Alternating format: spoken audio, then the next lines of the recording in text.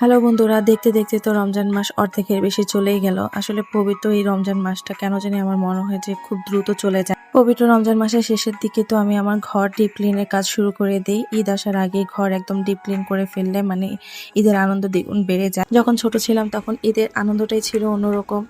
কি যে মজা করতাম সবাই মিলে একসাথে। আর এখন কেন জানি ঈদের আর ওরকম একটা আনন্দ খুঁজে পাই না। নর্মাল দিনের মতোই ঈদের দিনটাও চলে যায়।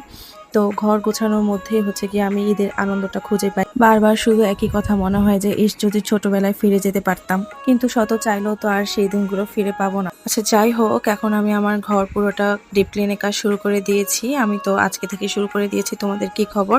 তোমরা কি তোমাদের ঘর ডিপ ক্লিনের কাজ শুরু করেছো কিনা তা আমাকে অবশ্যই জানাবে।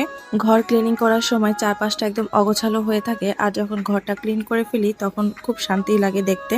আর এর মধ্যে হচ্ছে আমার আজকে ডাইনিং রুমটা ক্লিন করা হয়ে গিয়েছে। এখনো অন্যান্য রুম আরো বাকি আছে। একদিনে সব কাজ না করে একটু একটু করে করার চেষ্টা করতেছি। আজকের মতো এখানেই বিদায় নিচ্ছি। আল্লাহ হাফেজ।